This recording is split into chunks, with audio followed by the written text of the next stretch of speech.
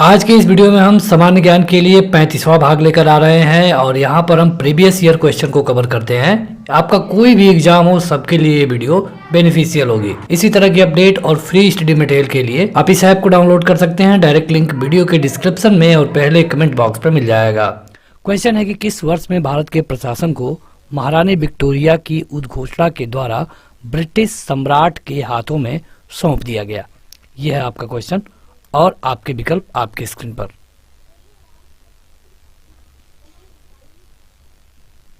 देखिए हुआ क्या था कि जब अंग्रेजी रूल की बात आती है अगर इंडिया में, तो यहाँ पे पहले वहाँ की महारानी या फिर ब्रिटिश जो संसद था या ब्रिटिश सम्राट जो थे ये डायरेक्ट यहाँ पे रूल नहीं करते थे, क्योंकि यहाँ पे जो रूल करता था ये थी east India company.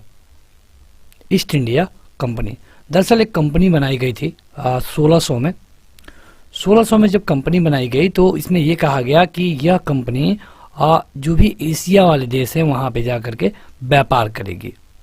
East India company भी इसी मकसद को लेकर के इंडिया में आई, लेकिन जब यहाँ पे आने के बाद उसने देखा कि यहाँ पे तो कोई एकजुटता ही नहीं है, सब लोग बटे हुए हैं आपसी झगड़े को लेकर के, तो इसने यहाँ पे अपना काम करना शुरू किया और अंत में इसने यहाँ पे अब एक राजा के तौर पे ये कंपनी उभरी, यहाँ पे रूल करने लगी। यहाँ पे काफ़ी अत्याचार किए गए, लेकिन जब 1857 की क्रांति होती है तो उसके बाद 1858 में वहाँ की जो महारानी थी उसने घोषणा किया कि अब यहाँ पे कोई भी कंपनी रूल नहीं करेगी, जो भी यहाँ पे रूल करेगा ये करेगा ब्रिटेन का संसद। यानी कि ब्रिटेन के संसद को आप ये भी कह सकते हैं कि ब्रिटिश सम्राट। दरअसल ब्रिटिश सम्राट को आप अपने राष्ट्रपति के मतलब कि इंडिया के प्रेसिडेंट से तुलना कर सकते हैं। हालांकि कुछ हद तक कई पावर अलग अलग हैं, लेकिन कुछ हद तक जैसे यहाँ पे संसद है वैसे वहाँ पर भी संसद थी, तो संसद रूल करने लगी 1858 से।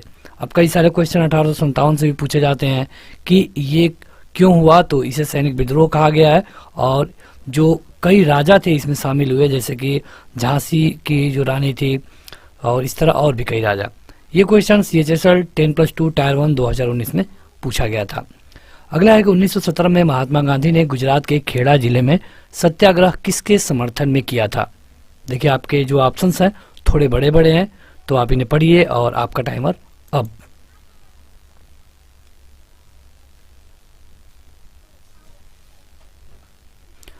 देखिए अगर हम महात्मा गांधी जी की बात करें तो सीधे पहले इस क्वेश्चन पे आ जाते हैं। तो इस क्वेश्चन के लिए जो सही उत्तर होगा, किसानों की फसल और विफलता और महामारी से प्रभावित थे।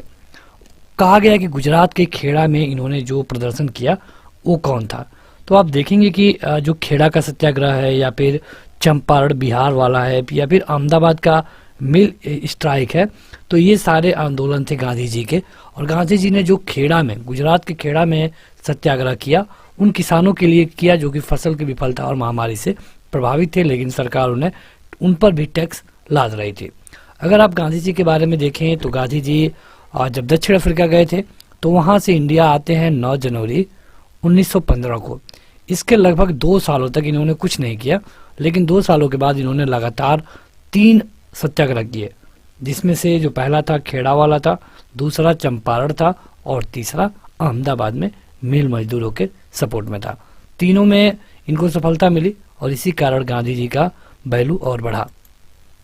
अगला है कि 19वीं शताब्दी में मध्य भारत में सतनामी आंदोलन की स्थापना किसने की थी।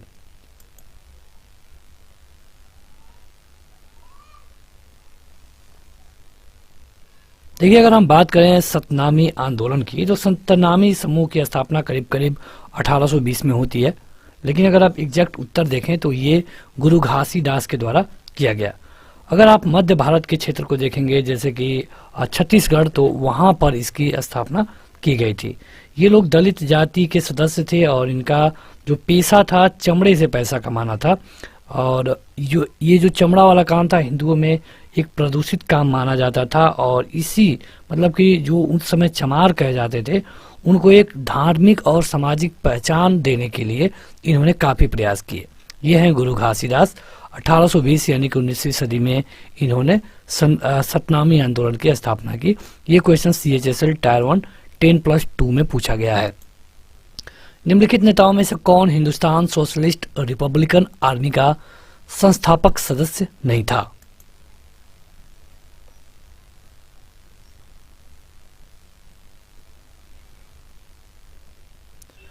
सही उत्तर है बदरुद्दीन तैयब जी।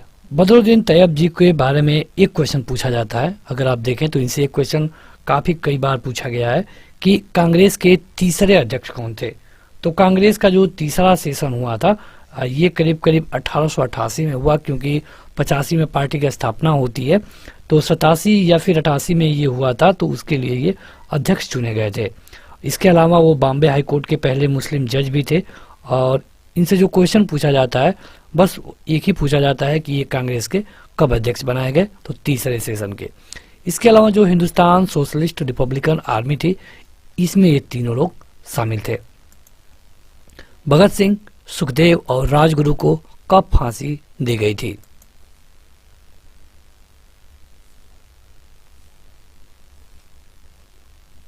देखिए, अगर हम बात करें भगत सिंह, सुखदेव और राजगुरु को, तो इन लोगों को लाहौर षड्यंत्र एक मामला था जिसमें मौत की सजा सुनाई गई थी। इन तीनों लोगों को फांसी दे दी गई थी 24 मार्च और 1931 को। 24 मार्च 1931 को अगर आप इसे 24 बना लें तो आपका उत्तर एग्जैक्ट सही हो जाएगा।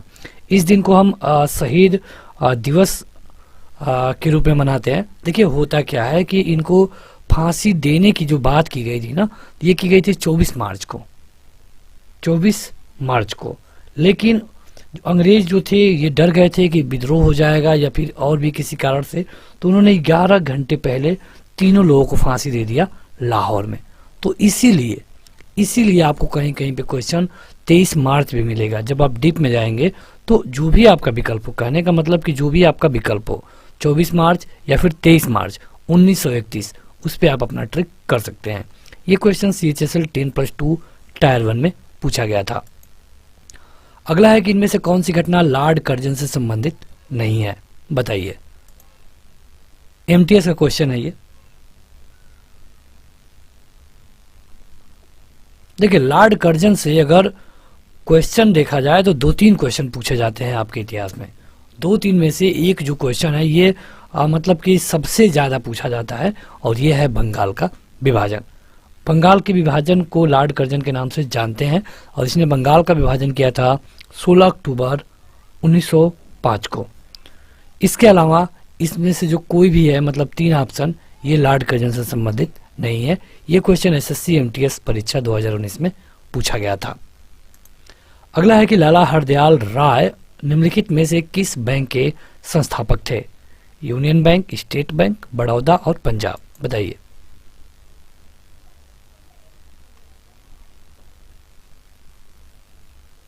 लाला लाजपत राय के बारे में बात की गई है, तो ये थे पंजाब नेशनल बैंक के संस्थापक। अगर आप लाला लाजपत राय के बारे में जानना चाहें तो इन्होंने 1894 में PNB बैंक का गठन किया था। ठीक है, तो आप अगर इतना जानेंगे तो काफ़ी है। इसके अलावा भी इसमें कई सारे लोग थे, लेकिन जैसे प्रभुदयाल, बख्शी, जयश्री राम, तो कई लोग हैं, लेकिन जो सबसे ज़्यादा क्वेश्चन होता है लाला लाजपत राय से ही पूछा जाता है। अगला है कि स्वामी विवेकानंद के गुरु का क्या नाम था? काफ़ी अच्छा और आसान क्वेश्चन होगा।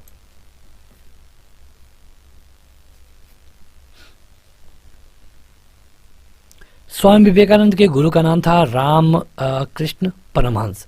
इन्हीं के नाम पे इन्होंने 1897 में रामकृष्ण मिशन की स्थापना की। रामकृष्ण मिशन की, क्या आप बता पाएंगे कहाँ पे? कोलकाता में।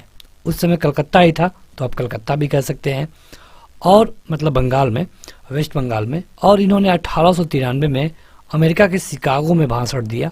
ये याद रखिए, यहाँ से कई बार क्वेश्चन पूछा जाता है। अगर हम विवेकानंद की बात कर रहे हैं तो राष्ट्रीय युवा दिवस मनाया जाता है इन्हीं के नाम पे, इनके जन्मदिन पे, और इनका जन्मदिन है 12 जनवरी। हर साल 12 जनवरी को राष्ट्रीय युवा दिवस मनाया जाता है। अगर हम अंतर्राष्ट्रीय युवा दिवस की बात करें तो अंतर्राष्ट्रीय युवा दिवस हर बार 12 अगस्त को मनाया जाता है। तो ये क्वेश्चन बड़ा टेढ़ा हो जाता है, 12 जनवरी 12 अगस्त। जैसे कि शिक्षक दिवस हम 5 सितंबर को मनाते हैं इंडिया में, और वर्ल्ड में 5 अक्टूबर को। तो इसी तरह हिंदी दिवस भी है 14 सितंबर, 10 जनवरी। तो ये सारे जो थोड़े थोड़े डिफरेंस वाले क्वेश्चन हैं, ये आपको एग्जैक्ट पता होने चाहिए। अगला है कि 1857 के विद्रोह के बाद ब्रिटिश सरकार के द्वारा भारत में निम्नलिखित में से कौन सा परिवर्तन नहीं किया गया। ऑप्शन थोड़े से बड़े हैं तो पढ़िए और बताइए।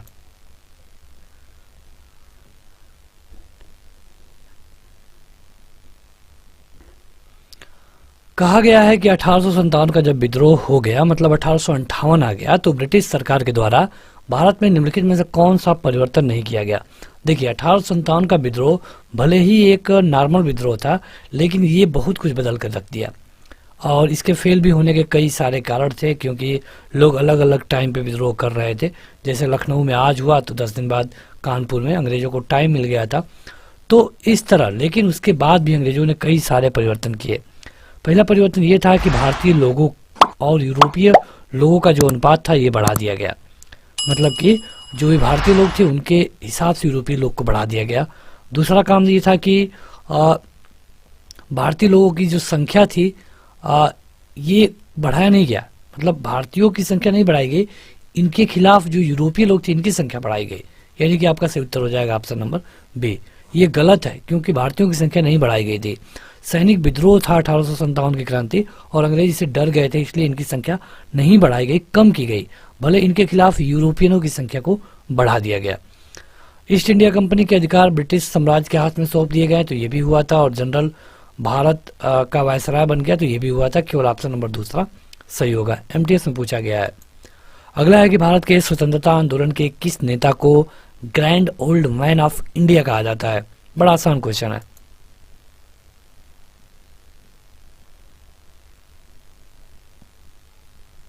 देखिए यह एक पारसी विद्वान थे, एक शिक्षक भी हैं, व्यापारी भी थे, राजनीतिक और सामाजिक नेता भी थे, और इनका नाम है दादा भाई नौरोजी।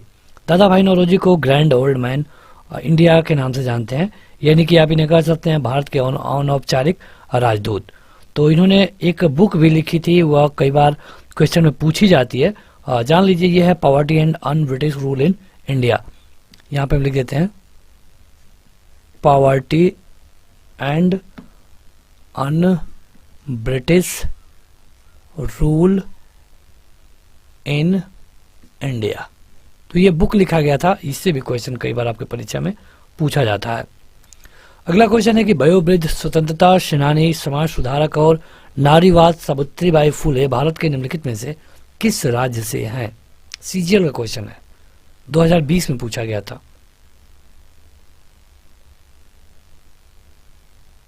देखिए कई लोग हैं जो मतलब इस तरह से क्वेश्चन पूछे जाते हैं। यहाँ पे अगर हम क्वेश्चन की बात करें तो बात की गई है सावित्रीबाई फुले की। सावित्रीबाई फुले थी महाराष्ट्र से। यह भारत की पहली महिला शिक्षक के रूप में भी इनको जाना जाता है। और जो लड़कियों का स्कूल है, मतलब लड़कियां स्कूल जाएं, इसके लिए इन्होंने काफी प्रयास किया। आज भी आप देखेंगे कि इनके नाम से कई सारे स्कूल भारत में पाए जाते हैं। ये क्वेश्चन सीजीएल टायर 1 में पूछा गया था। आगे बढ़ें उससे पहले अगर अभी तक आपने इसे लाइक नहीं किया है तो लाइक करने के साथ शेयर कर दें। अगर आपके पास कोई ग्रुप है, आपका कोई फ्रेंड है, और इस तरह की वीडियो को आप रोज देख सकते हैं, और इसके लिए आपको चैनल को सब्सक्राइब करना पड़ेगा ताकि इस तरह की वीडियो जब भी आए आप उसे देख पाएं। क्वेश्चन है कि बॉम्बे जो अब मुंबई बन चुका है, इसमें गेटवे ऑफ इंडिया की आधारशिला किस वर्ष रखी गई थी। ये भी क्वेश्चन सीजीएल का है।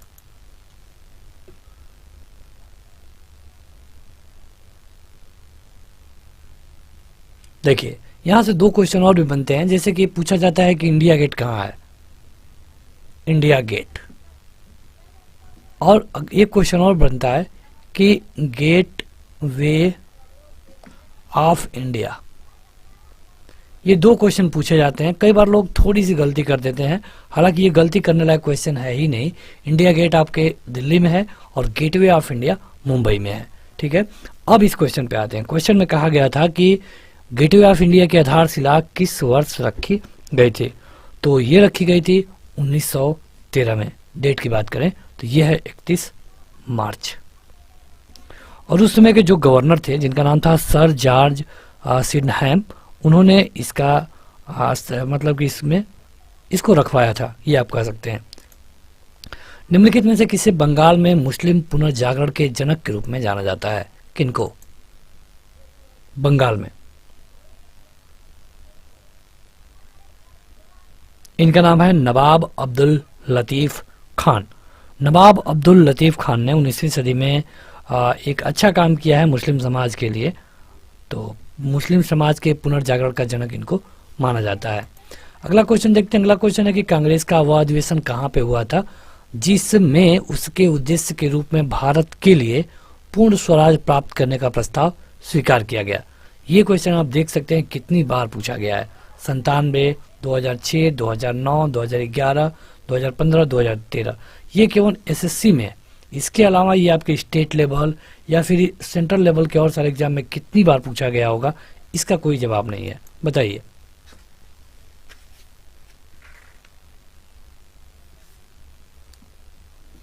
क्वेश्चन इतना इम्पोर्टेंट है कि ये पूछा ही जाएगा, क्योंकि यहाँ पे कहा गया है पूर्ण स्वराज। देखिए, जब कांग्रेस बनी तो कांग्रेस 1885 में बन जाती है ए.ओ. ह्यूम के द्वारा। तब से इसने कोई बड़ा काम नहीं किया लगभग 1905 तक। लेकिन जैसे जैसे ये स्वतंत्रता संग्राम आगे बढ़ने लगा, ये भी अपना काम करने लगा और ये किया गया था लाहौर अधिवेशन में। लाहौर अधिवेशन हुआ था 1929 में, और अगर आप डेट की बात करें तो ये था 31 दिसंबर। 31 दिसंबर को लाहौर का जो अधिवेशन हुआ, इसमें पूर्ण स्वराज का प्रस्ताव पास किया गया। और इसमें जो अध्यक्ष थे, इनका भी नाम पूछा जाता है पंडित जवाहरलाल नेहरू। ठीक है, तो ये आप याद रखिए, इनका भी नाम बहुत बार पूछा गया है। तो देखिए, इस बार मतलब कि 1929 में 31 दिसंबर को प्रस्ताव लाया गया कि हमें पूर्ण स्वराज चाहिए, क्योंकि बात ये हो गई थी कि अंग्रेज कह रहे थे कि हम आपको आधा स्वराज देने के लिए तैयार हैं, मतलब कि कुछ हिस्से पे रूल आप करिए और आपके ऊपर हम बैठेंगे। लेकिन ऐसा हुआ नहीं। कांग्रेस ने पूर्ण स्वराज की मांग की और ये किया गया है 1929 में लाहौर अधिवेशन में। और 26 जनवरी 1930 को पहली बार स्वतंत्रता दिवस मनाया गया। आगे बढ़ते हैं। तो अगला है कि महात्मा गांधी ने सिविल अवज्ञा के बारे में प्रेरणा किससे ली थी, बताइए।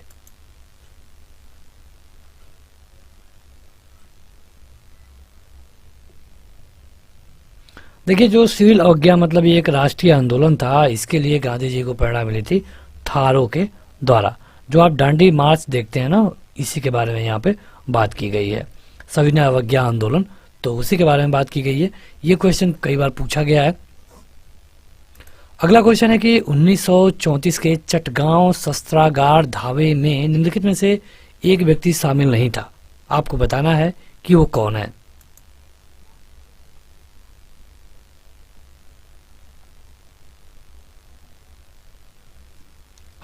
देखिए, यहाँ पे कल्पना दत्त शामिल थे, सूर्यसेन तो थे ही थे, और प्रतिलता वोडेदर ये भी थे।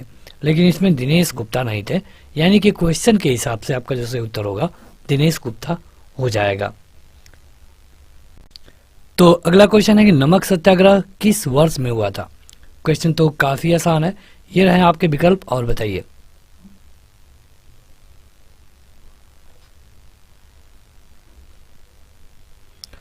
नमक सत्याग्रह की बात करें तो इसमें हुआ ये था कि जो आम पब्लिक थी, वहाँ के लोकल लोग, इनको नमक पर भी टैक्स देना पड़ता था।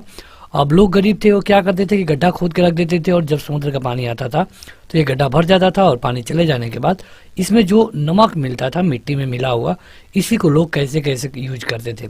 लेकिन इसमें उतना पैसा मिलता नहीं था, फिर भी अंग्रेज सरकार ने इस पर भी टैक्स लगा दिया था। इसको देखते हुए महात्मा गांधी ने 12 मार्च, जो भी यहाँ पे लिख रहे हैं ना, ये काफी महत्वपूर्ण है, 1930 को अपने 78 लोगों के साथ साबरमती आश्रम से अपना एक यात्रा शुरू किया, जिसको कहा गया है दांडी मार्च। दांडी मार्च।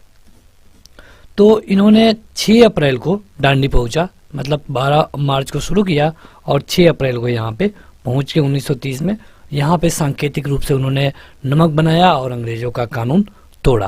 तो यह है नमक सत्याग्रह। कई क्वेश्चन पूछे जाते हैं, एग्जैक्ट डेट पूछा जाता है, एग्जैक्ट नंबर पूछा जाता है, कब खत्म हुआ, कहाँ शुरू हुआ, क्या नाम था, तो ये सारे क्वेश्चन पूछे जाते हैं। कैबिनेट मिशन भारत में किस वर्ष आया, बताइए।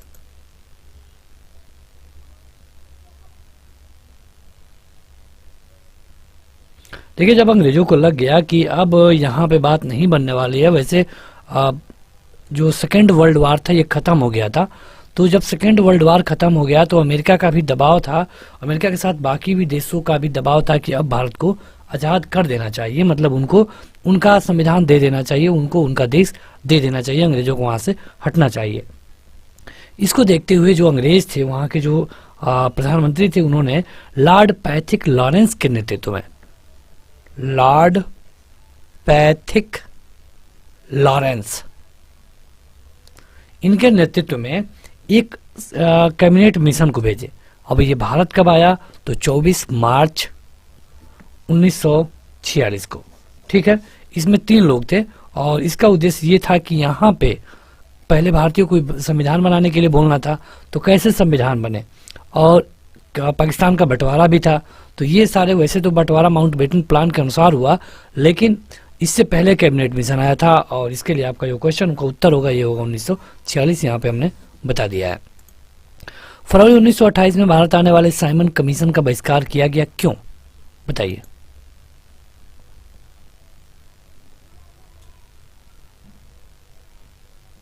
देखिए, साइमन कमीशन को अगर भारत में आपको समझना है तो 2-3 चीजों को जानना होगा। पहले तो 1909 का एक्ट, 1919 का एक्ट, और एक था काला कानून, मतलब कि जिसको रॉलेट एक्ट कहा गया। ये था मार्ले मिंटो, इसे मार्ले मिंटो बोलते हैं, इसको मॉन्टेगू चेम्सफोर्ड बोलते हैं। ये 2 कानून लगाए गए थे ना, इनका मेन उद्देश्य था बांटो और रूल करो, मतलब कि सबको अलग अलग प्रतिनिधित्व देने की बात की गई थी, चाहे सिख हो, मुस्लिम हो। सबसे पहले मुस्लिम को ही दिया गया, उसके बाद सिख, इन सबको भी दिया जाने लगा। तो इसका विरोध होने लगा, और जब अंग्रेजों की संसद को, वहाँ के संसद को, उनको दिखाना भी था कि हाँ हम उनके लिए अच्छे काम कर रहे हैं, तो उन्होंने एक साइमन कमीशन को भारत भेजा। साइमन कमीशन 1927 में वहाँ बना चला, लेकिन यहाँ पे पहुंचा 1928 में। तो आप इंडिया में 1928 जानिए। यहाँ पे आया तो उसका जोरदार विरोध हुआ। उसके आने का कारण ये था कि ये 1919 में जो रूल्स लगाए गए थे उसको रेड करने के लिए आया था, लेकिन उसके विरोध क्यों हुआ इसके बारे में पूछा गया है। जिसका विरोध ये था कि इसके सभी अंग्रेज, जो सभी सदस्य थे अंग्रेज थे। जब सभी अंग्रेज हो गए तो वही करेंगे जो उनके हिसाब से सही होगा। अगर एक भी इंडियन मेंबर होता तो वो कुछ इंडिया के हिसाब से करता, इसीलिए इसका विरोध हुआ। अगला है कि बिहार में किसान सभा की स्थापना किनके द्वारा की गई थी? बताइए।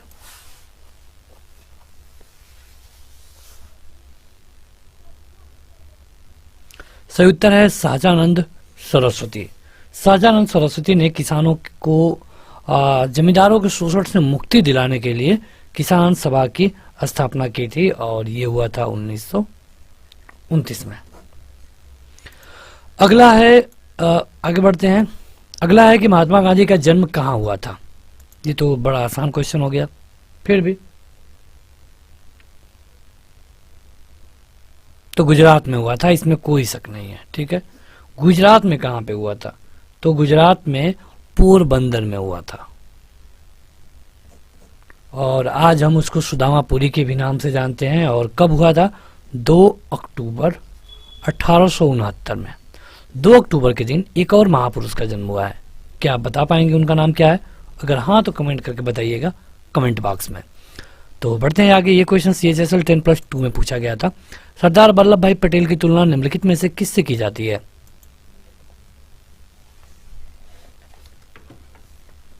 सरदार वल्लभ भाई पटेल की तुलना। देखिए, सरदार वल्लभ भाई पटेल को वैसे तो हम कई चीजों के लिए जानते हैं, लेकिन इनका जो मेन काम है उनके लिए इनको एक तरह से ज्यादा वैल्यू मिलती है, और ये था जो ये पहले गृह मंत्री बने थे ना, जो रियासतें थी सबको एक करने के काम के लिए इनको जाना जाता है। और इनकी तुलना की जाती है गैरी बाल्डी से, क्योंकि जो गैरी बाल्डी है ये भी कुछ इसी तरह का काम किए थे। अगला क्वेश्चन है कि निम्नलिखित में से ऐतिहासिक घटनाओं को उनके क्रम के कालानुसार में व्यवस्थित करिए। मतलब कौन पहले हुआ, कौन बाद में हुआ, जैसे कि असहयोग, सविनय अवज्ञा और चौरी चौरा। बताइए।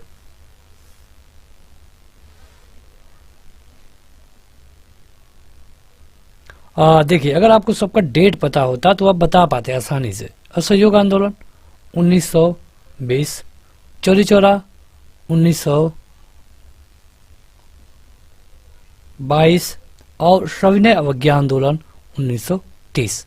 अगर आपको इतना पता होगा तो आप अब तक अपना उत्तर बता देंगे और इसके लिए सही उत्तर होगा पहला, तीसरा और दूसरा।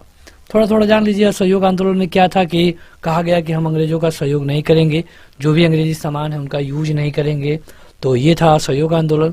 सविनय अवज्ञा में क्या था कि यहाँ पे उनकी अवज्ञा करना था। और चौरी चौरा में क्या था कि एक कांड हुआ था जिसमें कि गोरखपुर जो कि उत्तर प्रदेश में है, करीब करीब एक थाने को घेर करके प्रदर्शनकारियों ने आग लगा दिया और जिसमें 22 पुलिसकर्मी मारे गए। तो ये तीनों घटनाएं हैं। अगला है कि महात्मा गांधी किसकी कृतियों से अत्यधिक प्रभावित थे?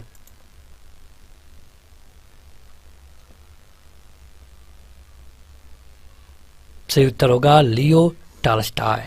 Leo Tolstoy.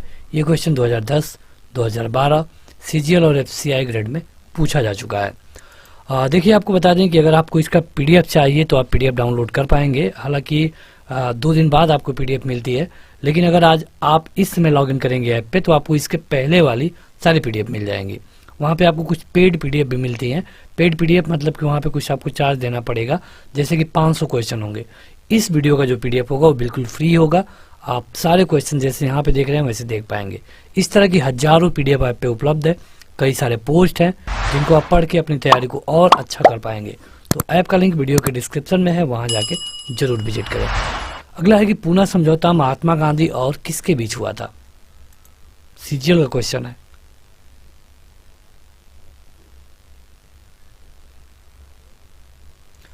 सही उत्तर होगा डॉक्टर भीमराव अंबेडकर। देखिए होता क्या है कि जो राउंड टेबल कॉन्फ्रेंस हो रही थी, ये 3 राउंड टेबल कॉन्फ्रेंस हुई, मतलब कि गोल मेज सम्मेलन। गोल मेज इसलिए कहा जाता है क्योंकि जो टेबल थी वो राउंड थी, मतलब गोल थी, इसीलिए राउंड टेबल कॉन्फ्रेंस कहा जाता है। पहले में कांग्रेस नहीं ज्वाइन की, दूसरे में कांग्रेस ज्वाइन की और इसमें गए थे महात्मा गांधी। जब महात्मा गांधी यहाँ पे गए तो वहाँ पे डॉक्टर भीमराव अंबेडकर ने अलग प्रतिनिधित्व की मांग की, मतलब दलितों के लिए अलग से। तो गांधी जी ने इसका विरोध किया। अंग्रेजों ने डॉक्टर भीमराव अंबेडकर का सपोर्ट किया, क्योंकि अंग्रेज तो चाहते थे कि इनको बांट देंगे जितना, उतना ही आराम से इन पर रूल करना आसान हो जाएगा। उसके बाद गांधी जी उस राउंड टेबल कॉन्फ्रेंस को छोड़ करके इंडिया चले आए, क्योंकि ये लंदन में होता था। जब ये इंडिया चले आए तो इनको पूना के जेल में बंद कर दिया गया। पूना के जेल में जब बंद किया गया और जब ये सेकेंड वाला round table conference Ambedkar ji खत्म करके इंडिया आए तो 24 सितंबर 1932 ये दिन है, पुणे में, मतलब इसी जेल में अंबेडकर जी आए और वहाँ पे गांधी जी और अंबेडकर जी के बीच में एक समझौता हुआ जिसको कहा जाता है पूना पैक्ट, यानी कि पूना समझौता। इस समझौते में क्या था कि अंबेडकर जी ने कहा कि अगर दलितों को अलग प्रतिनिधित्व नहीं मिलेगा तो ये आज भी कमजोर हैं और कल भी कमजोर रहेंगे। गांधी जी ने कहा ऐसा नहीं होगा, इनको हम रिजर्वेशन की व्यवस्था कर सकते हैं। और यहीं पे एक नया शब्द आया और ये था हरिजन। कई बार पूछा गया है कि हरिजन पत्रिका को किसने शुरू किया, हरिजन शब्द किसने दिया, तो गांधी जी। अगला है कि इंकलाब जिंदाबाद का नारा किसने दिया था, बताइए।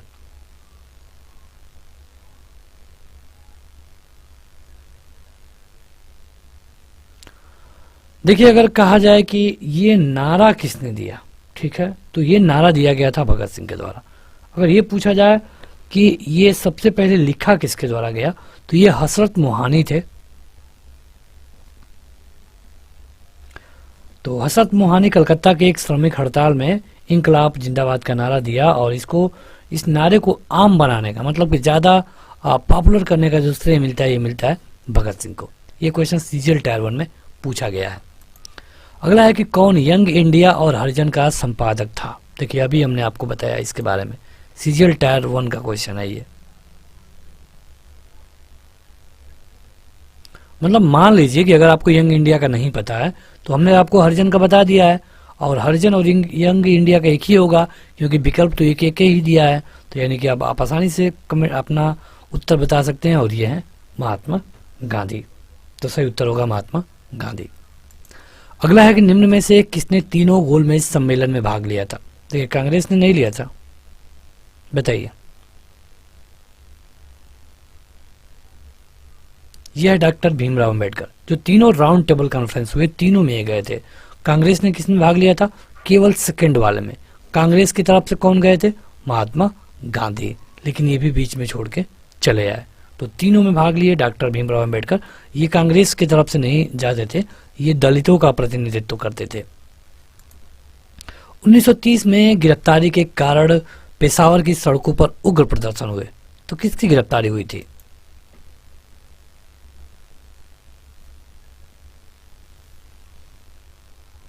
यह है अब्दुल गफ्फार खान। अब्दुल गफ्फार खान को महात्मा गांधी का शिष्य भी माना जाता है। इनको गिरफ्तार किया गया था और इन्हीं गिरफ्तारी के विरोध में जो पेशावर है वहां पे काफी उग्र प्रदर्शन किए गए थे। सीजीएल टायर 1 का क्वेश्चन है, 2017 में पूछा गया था। अगला है 1930 में किन दो राज्यों में गैर कांग्रेस मंत्रिमंडल था?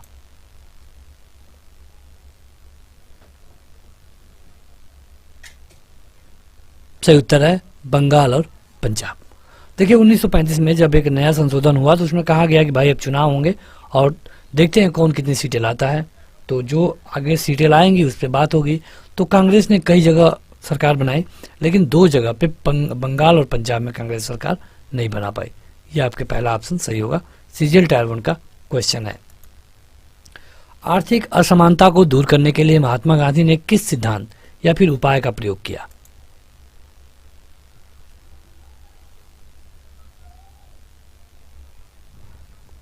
सही उत्तर है न्यायशीता का सिद्धांत। न्यायशीता का सिद्धांत लाया गया था गांधी जी के द्वारा। कारण ये था कि असमानता, जो इकोनॉमिकल असमानता था, इसको दूर करने के लिए। अगला है गांधी जी ने सत्याग्रह आंदोलन किस वर्ष शुरू किया? एफसीआई ग्रेड का क्वेश्चन है।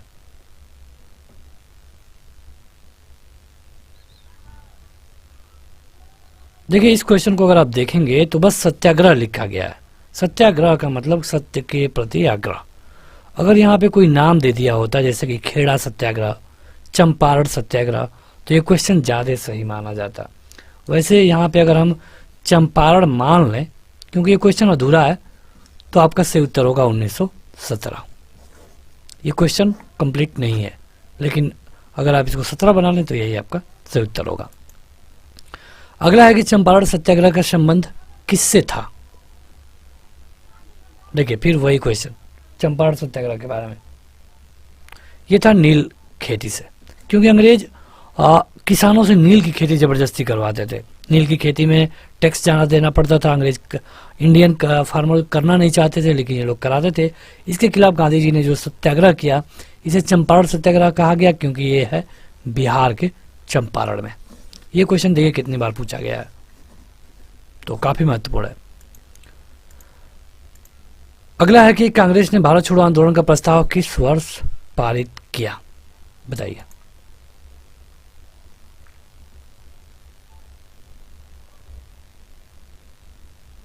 देखिए जब ये कहानी स्वतंत्रता संग्राम की कहानी आगे बढ़ती है तो एक दिन आया और ये था 7 अगस्त 1942।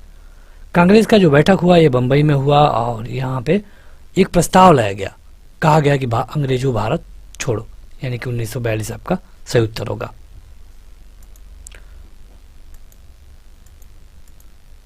बढ़ते हैं आगे। अगला क्वेश्चन है कि महात्मा गांधी जनवरी 1915 में भारत लौटे थे, कहां से? ये तो काफी आसान क्वेश्चन है। ये आए थे दक्षिण अफ्रीका से। डेट पूछ ले तो 9 जनवरी 1915। ठीक है, दक्षिण अफ्रीका में क्या करने गए थे? तो वहां पे ये एक मतलब एक कानूनी लड़ाई थी, उसको लड़ने गए थे। ये क्वेश्चन सीजीएल टायर 1 में और दिल्ली पुलिस कांस्टेबल 2 बार पूछा गया है। ईस्ट इंडिया कंपनी का अंतिम गवर्नर जनरल और क्राउन के अधीन पहला वायसराय कौन था? बताइए।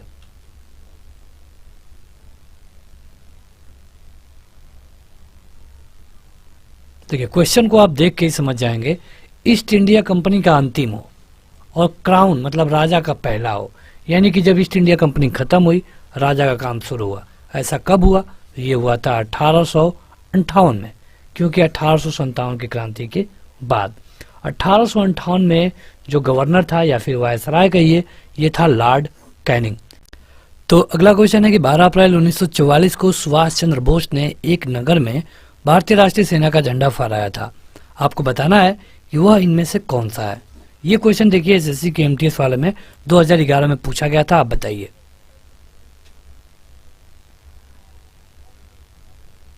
अगर बात करें 12 अप्रैल 1944 की, तो ये ऐसा कुछ नहीं हुआ था कि सुभाष चंद्र बोस ने इनमें से कहीं पर भी झंडा फहराया हो। लेकिन अगर आप अप्रैल को हटा करके इसे दिसंबर कर दें तो ये आपका सही उत्तर हो जाएगा कोहिमा। कहने का मतलब ये है कि ये क्वेश्चन गलत पूछा गया था, यहाँ पे अप्रैल नहीं दिसंबर होना चाहिए। अगला है कि भारत की आत्मा गांव में निवास करती है, यह कथन किसका है? एमटीएस का क्वेश्चन है।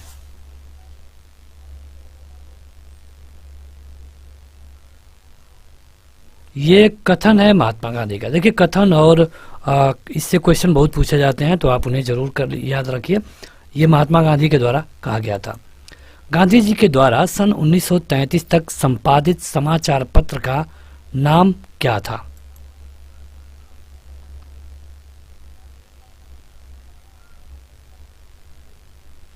देखिए 1933 तक मतलब कि ऐसा समाचार पत्र बताइए जो कि 1933 में बंद हो गया। कहने का मतलब तो यही है ना, तो इसके लिए सही उत्तर होगा यंग इंडिया। देखिए गांधी जी ने 1912 से लेकर के 1919 से लेकर के 1919 से 12 में तो आए ही नहीं थे, 1919 से लेकर 1932 तक 33 तक यंग इंडिया का प्रकाशन किया। 1933 के बाद इन्होंने हरिजन का प्रकाशन शुरू कर दिया। यानी कि इस क्वेश्चन का हिसाब से उत्तर आपका चौथा वाला ऑप्शन सही होगा। अंग्रेजों के द्वारा निम्न में से किस क्रांतिकारी को फांसी की सजा दी गई थी?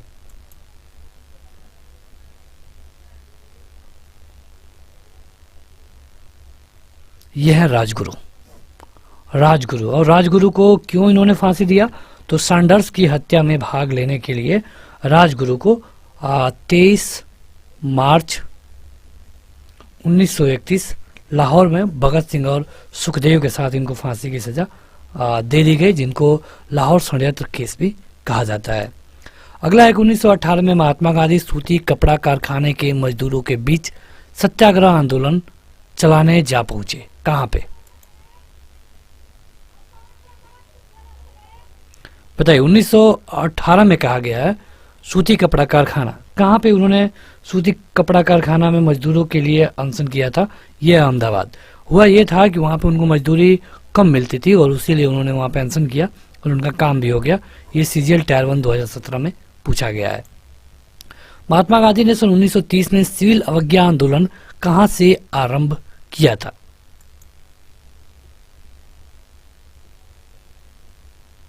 वही नमक वाला कानून। बताइए। इससे पहले हम आपको बता चुके हैं, सब कुछ बताए थे, आपको डेट भी बताए थे। 12 मार्च 1930 कहां से शुरू किया? साबरमती आश्रम से। दांडी मार्च यानी दांडी तक उनकी यात्रा थी।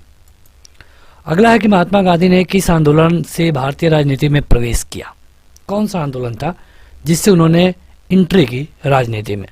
1915 में आए जरूर थे।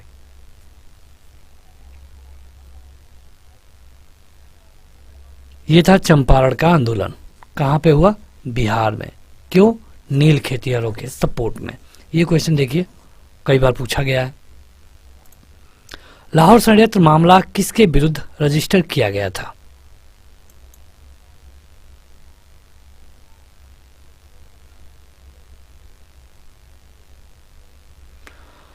मतलब सैंडर्स वाला मामला है और ये भगत सिंह के विरुद्ध रजिस्टर किया गया था।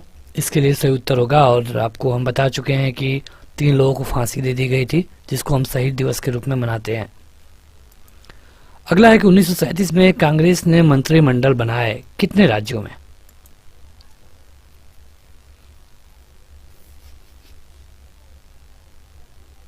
पश्चिम बंगाल और पंजाब को छोड़ करके कांग्रेस ने लगभग 7 राज्यों में अपना मंत्रिमंडल बनाया। ठीक है, जो पंजाब था, बंगाल था, या फिर सिंध वाला जो एरिया था, मतलब जो पाकिस्तान में है, वहां पे इसने नहीं बनाया। अरविंद को किस मामले में गिरफ्तार किया गया था?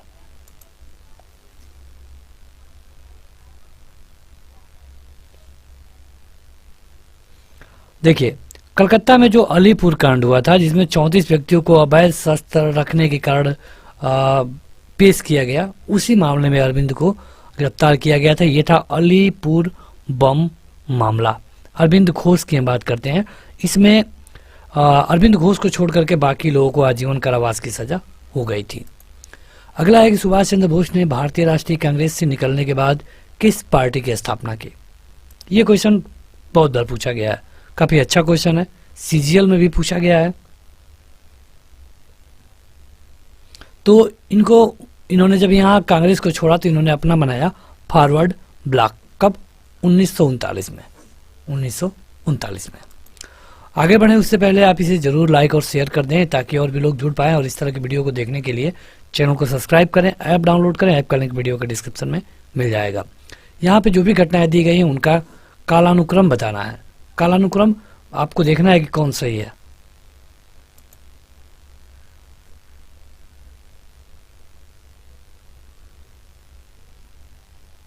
देखिए, सविनय अवज्ञा आंदोलन ये 1930 में हुआ। भारत कैबिनेट मिशन प्लान, ये कैबिनेट मिशन के बारे में बात की गई है, 1946 में आया। ठीक है, कैबिनेट मिशन प्लान, सविनय अवज्ञा आंदोलन, भारत छोड़ो आंदोलन। यहाँ पे देखिए 3-3 है, तो किसका क्रम सही है? जैसे कि सविनय अवज्ञा आंदोलन 1930, भारत छोड़ो आंदोलन 1942 और कैबिनेट मिशन प्लान 1946। तो ये तो 30, 42 और 46 ये तो सही लग रहा है। दूसरा भी देख लेते हैं, कैबिनेट मिशन प्लान 1946, सविनय अवज्ञा आंदोलन 1930, मतलब तीनों में वही है, यानी कि पहला वाला विकल्प सही होगा। पहले सविनय अवज्ञा आंदोलन हुआ, बाद में भारत छोड़ो आंदोलन हुआ और बाद में कैबिनेट मिशन भारत आया। सीजीएल टायर 1 में क्वेश्चन पूछा गया था। इल्बर्ट बिल किसके कार्यकाल के दौरान प्रस्तुत किया गया था? इल्बर्ट बिल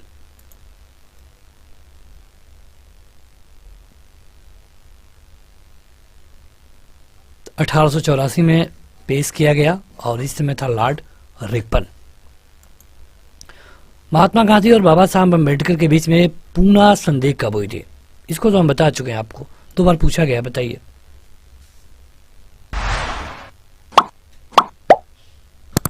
ये हुआ था 1932 को। अगर डेट की बात कर लें तो ये था 24 सितंबर। पूना में हुआ समझौता, जिसको हम पूना पैक्ट के नाम से जानते हैं। तो आज की इस वीडियो में इतना ही। सबसे पहले आप बताइए कि आपने 50 में से कितने क्वेश्चन का उत्तर दिया। तो इसके अलावा आप इस ऐप को जरूर डाउनलोड करिए, आपको लिंक वीडियो के डिस्क्रिप्शन में तथा पहले कमेंट बॉक्स में मिल जाएगा। आज के इस वीडियो में इतना ही। Thank you.